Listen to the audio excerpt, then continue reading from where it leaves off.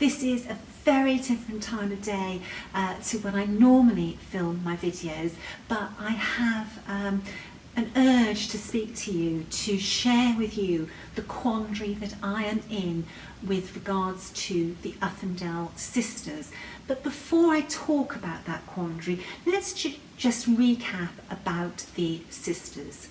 When those two samplers came into my life, it was in the very, very early days of Hands Across the Sea samplers. At that time, we didn't have the customer base that we have today. We didn't have the volume of business with our printers that we have today. We didn't have the capital reserves that we have today.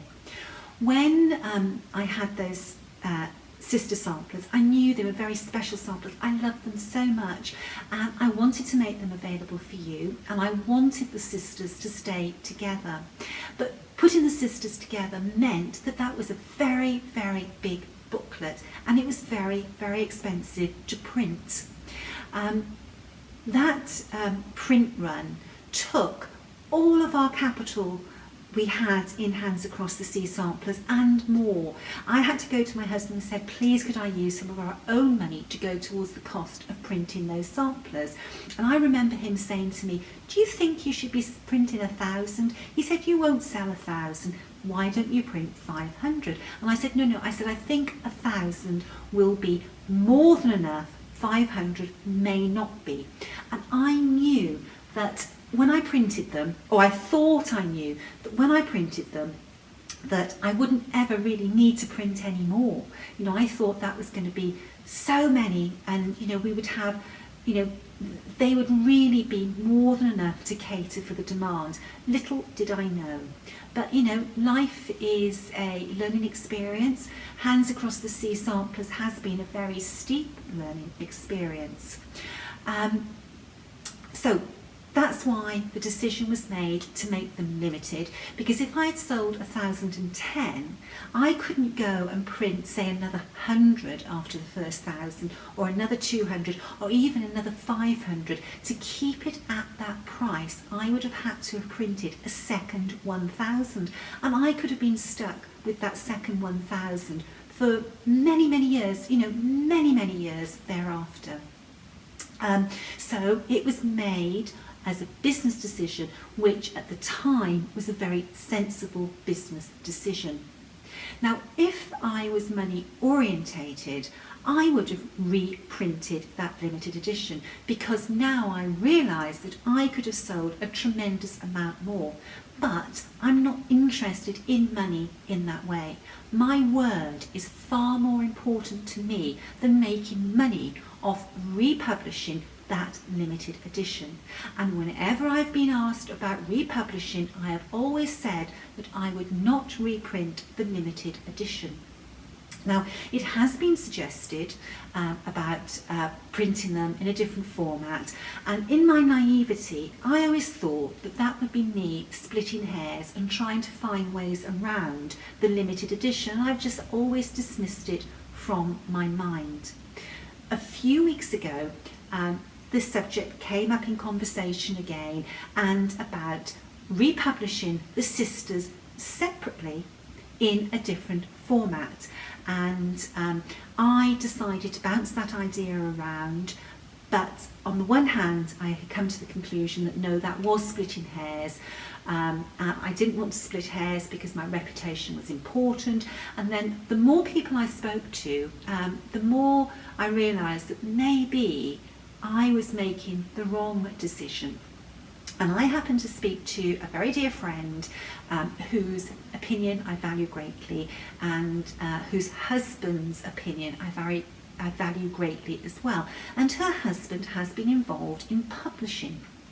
And when he looked at the special limited edition, he said, that's fine. He said, you must never reprint that limited edition, but there is no reason why you cannot republish those graphs in a different format. He said, people do this all the time. You often have books or albums or CDs or even tins of biscuits or tins of tea that come out as a special edition, a commemorative issue, a limited edition, whatever it is, it's a product that is packaged in a certain way, and that is a limited edition. And I stopped and I thought about it, and I looked in my cupboard where I did have a limited edition tea caddy, and I thought, yes, they're right. People do bring out the same product packaged in a different way. They have their special edition and they have their standard edition. So I have been giving some thought to republishing the Sisters in 2 separate publications in our normal format. And it was quite by perchance that last week I spoke to Teresa Vanetti of Shakespeare Pegler, the kitten stitcher, and she asked me by a pure coincidence, why don't I republish the Sisters? She has so many requests for them. And I told her my quandary, my feelings, how important my reputation was to me. And it really is, even if I could sell 10,000 charts at £40 a chart, that would not tempt me to put my reputation at risk. So my quandary is not about republishing the limited edition. My quandary is, am I doing right by reissuing those 2 graphs in separate booklets and packaged in a different way, our standard way? Teresa said that she would ask that question in her next video, which she did this weekend. And that video, the last time I looked at it earlier this afternoon, it had a lot of views and over 300 people had left comments, and the vast majority of those comments were that they thought that I should go ahead and republish the Sisters. Now, what I would like, because you're important to me, your opinion is important to me, I'm doing these booklets, I'm doing all my reproductions for you. I want to know what you think. So will you leave a comment?